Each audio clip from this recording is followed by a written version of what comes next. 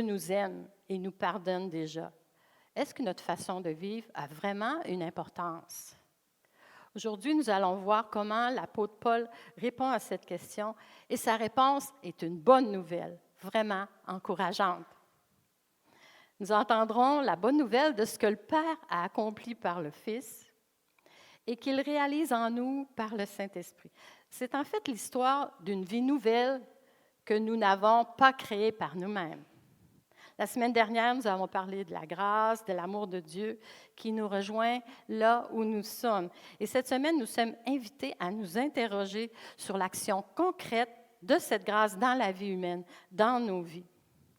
Nous savons ce que c'est que de vouloir du changement, tout en se sentant prisonniers de nos vieilles habitudes. Je pense qu'à nous tous, on vit ce genre de sentiment. Mais Paul aborde directement cette tension en annonçant ce que Dieu a déjà accompli pour nous en Jésus-Christ. Romains 6, en tant que parole de Dieu, ce n'est pas un guide de développement personnel, ni un mode d'emploi pour nous transformer. Ce passage affirme qu'en Jésus-Christ, nous sommes déjà une nouvelle création. Lisons maintenant le texte de Romains 6, les versets 1 à 11.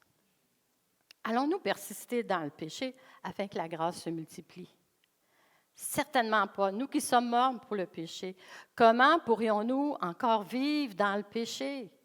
Ignorez-vous que nous tous qui avons été baptisés en Jésus-Christ, c'est en sa mort que nous avons été baptisés. Par le baptême en sa mort, nous avons été ensevelis avec lui afin que, comme Christ est ressuscité par la gloire du Père, de même nous aussi, nous menions une vie nouvelle. En effet, si nous avons été unis à lui par une mort semblable à la sienne, nous le serons aussi par une résurrection semblable à la sienne. Nous savons que notre vieil homme a été crucifié avec lui, afin que le corps du péché soit réduit à l'impuissance et qu'ainsi nous ne soyons plus esclaves du péché. En effet, celui qui est mort est libéré du péché. Or, si nous sommes morts avec Christ, nous croyons que nous vivrons aussi avec lui, car nous savons que Christ est ressuscité, ne meurt plus. La mort n'a plus de pouvoir sur lui. Christ est mort, et c'est pour le péché qu'il est mort une fois pour toutes. Maintenant qu'il est vivant, c'est pour Dieu qu'il vit. De la même manière, vous aussi, mes frères et sœurs bien-aimés, considérez-vous comme morts pour le péché et comme vivants pour Dieu en Jésus-Christ, notre Seigneur. Amen, alléluia, dans cette nouvelle. Lorsqu'on lit la Bible, un bon point de départ est de se demander qu'est-ce que nous dit ce passage sur Dieu.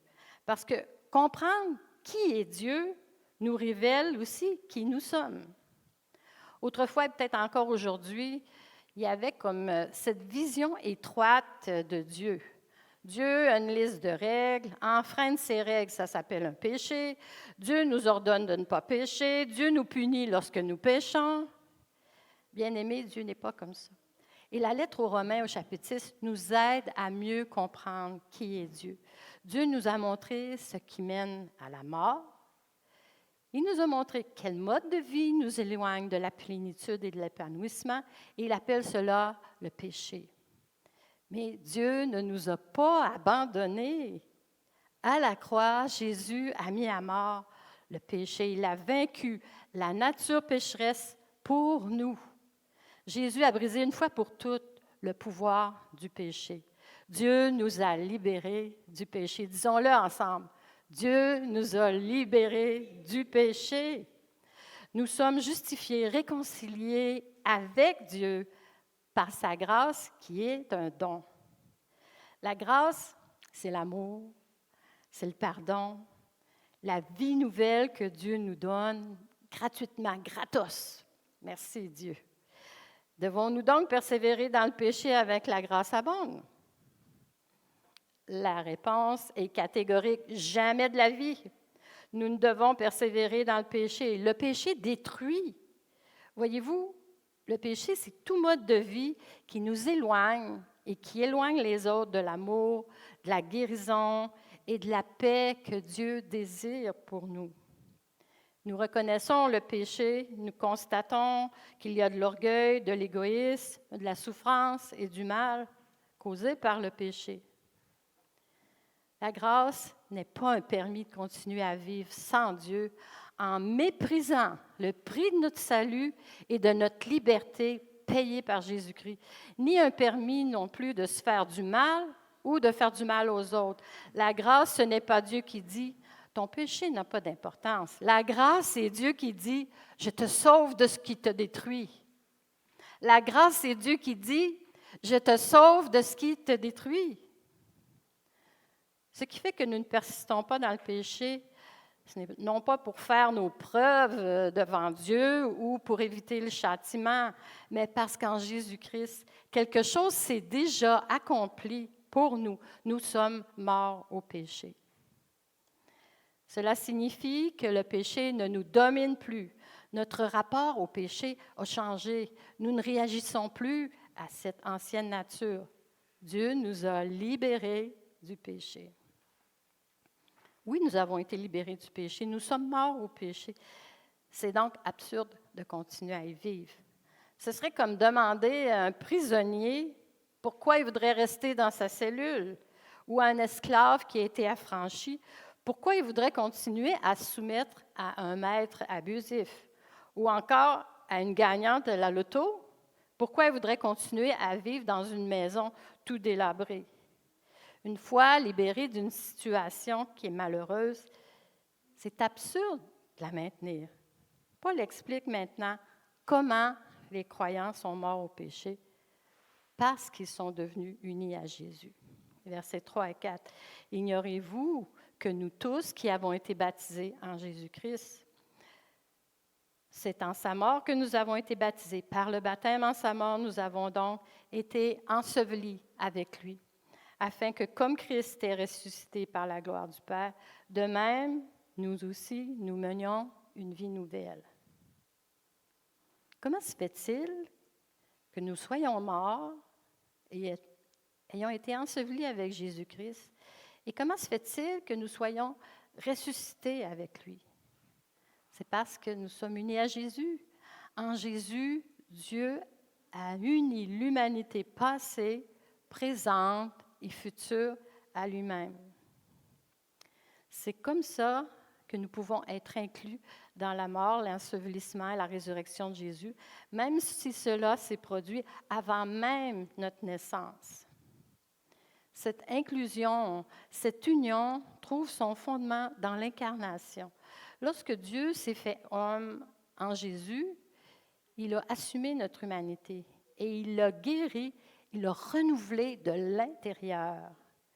Ce qui signifie que notre union avec le Christ n'est pas seulement spirituelle ou symbolique. Cette union, elle a en réalité transformé la nature même de notre être. Parlons maintenant du baptême. Dans cette lettre à l'Église de Rome, Paul établit un lien entre notre union à la mort de Jésus-Christ et le baptême. Dans le baptême, l'eau symbolise cette réalité, notre union à Jésus. Le baptême la manifeste. L'immersion dans l'eau, ça symbolise la mort et l'ensevelissement avec le Christ. C'est pourquoi on parle d'un tombeau d'eau. Tandis que la sortie de l'eau, ça symbolise la résurrection avec le Christ. Verset 5. En effet, si nous avons été unis à lui par une mort semblable à la sienne, nous le serons aussi par une résurrection semblable à la sienne. Donc, les baptêmes que nous avons vécus et que Christ a vécu, donc qu'on a vécu dans son propre baptême, c'est une image de la mort et de la résurrection par notre union au Christ. Le baptême est une manière concrète d'affirmer « J'appartiens à Jésus et son histoire, c'est la mienne ». Vous vous interrogez peut-être sur le baptême, quelques-uns parmi vous. Le baptême est ouvert à tous. Si vous souhaitez être baptisé ou si vous aimeriez en savoir plus sur le baptême, c'est bon signe. Venez nous en parler. On pourra en discuter avec vous et voir comment on peut procéder et se préparer à votre baptême. Ce que Jésus-Christ a accompli, c'est important pour nous. Sa croix devient notre croix. Sa mise au tombeau devient notre mise au tombeau. Et sa résurrection devient notre résurrection. Le baptême est un symbole de vie nouvelle en Christ et de libération du péché. Disons-le ensemble, Dieu nous a libérés du péché. En Christ, nous vivons une vie nouvelle. Mais de quelle manière? Comment ça se fait?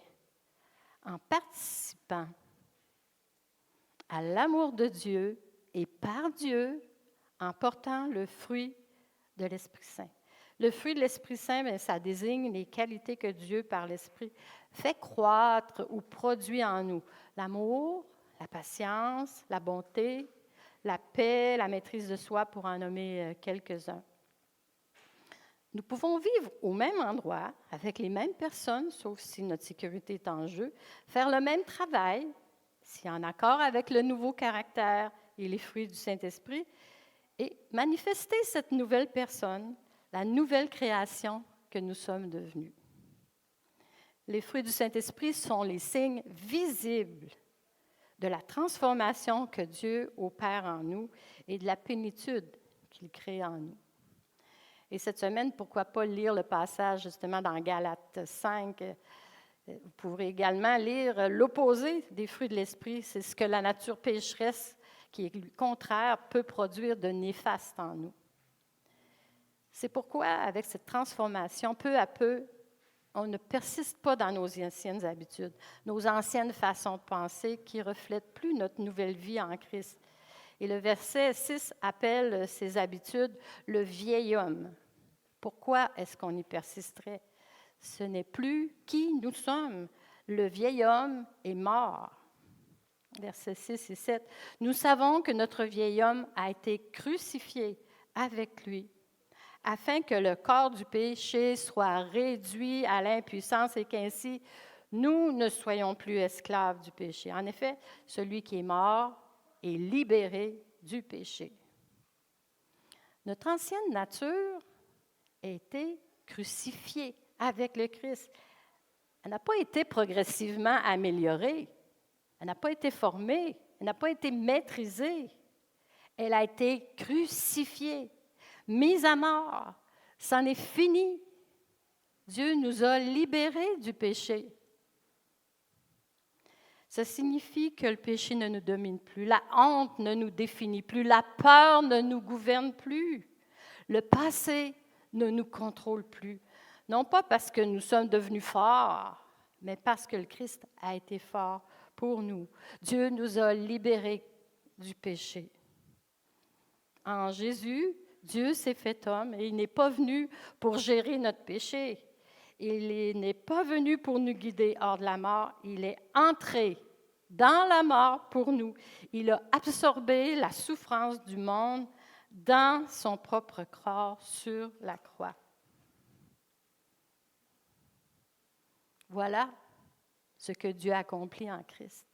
Voilà ce que la croix a réalisé et ce que le tombeau vide a confirmé. Voilà ce que confirme le baptême.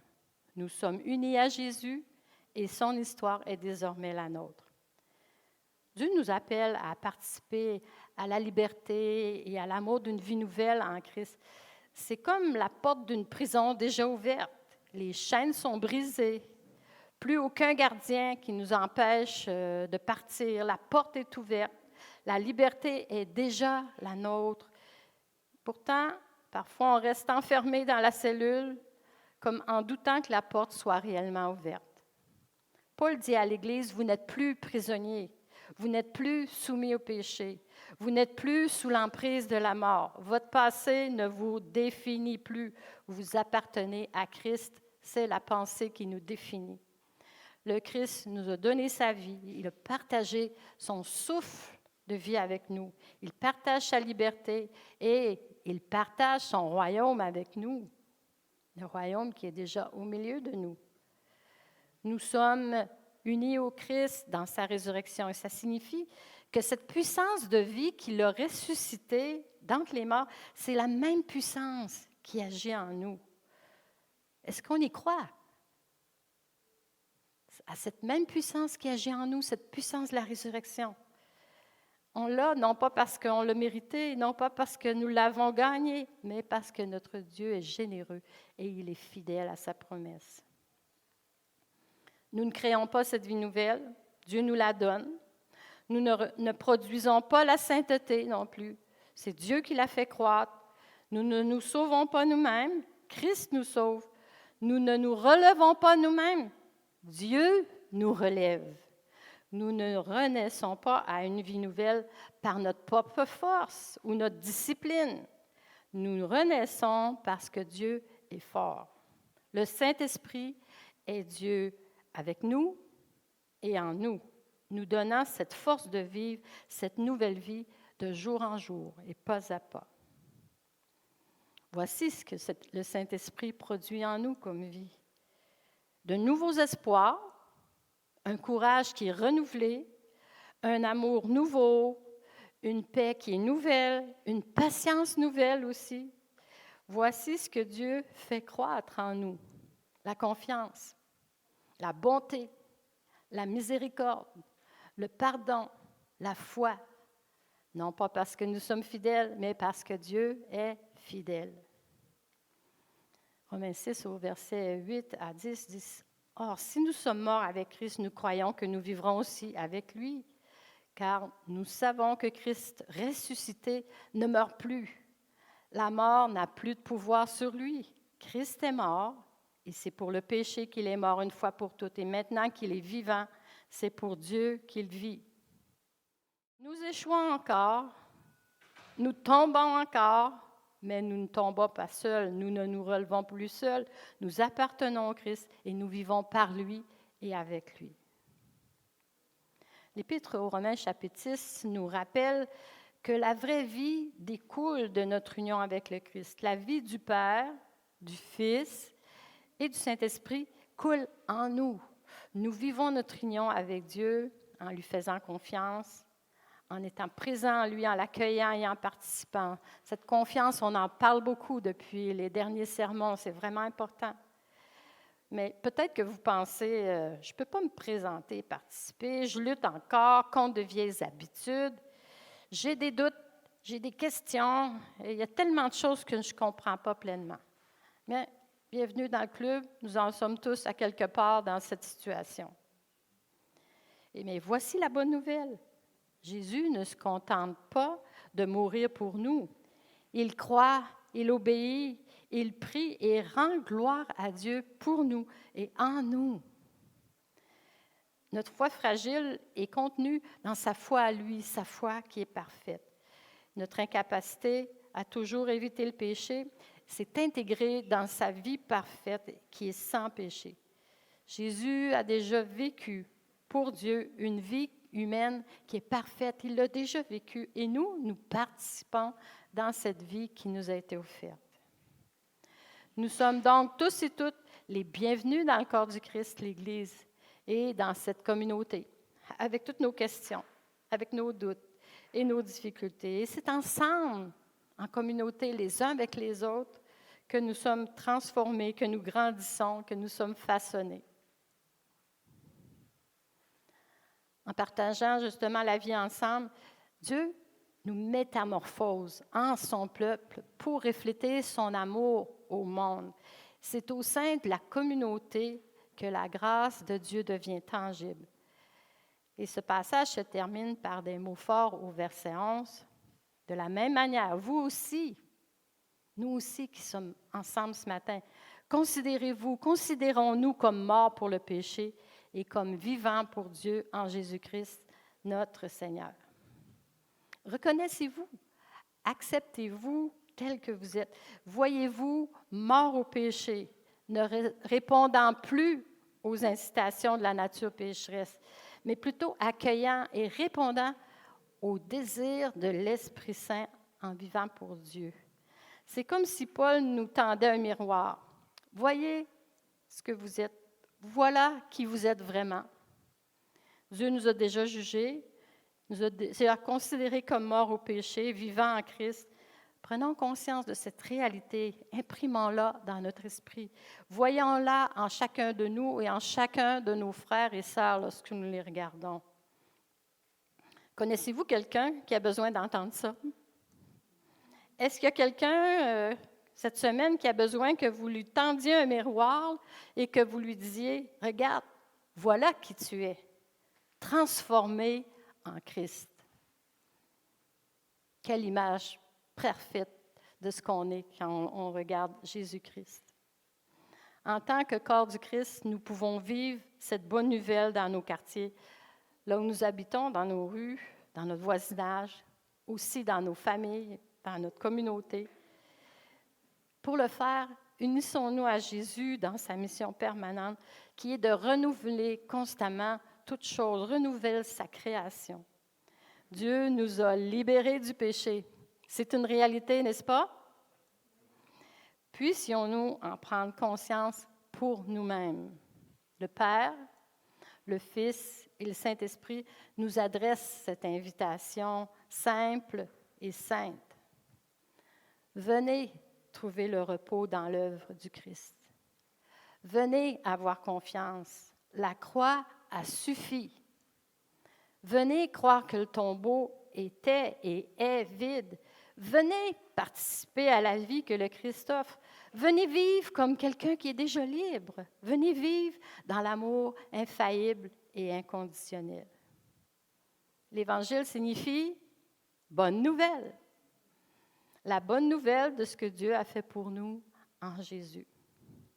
Et voici l'Évangile présenté dans Romains au chapitre 6.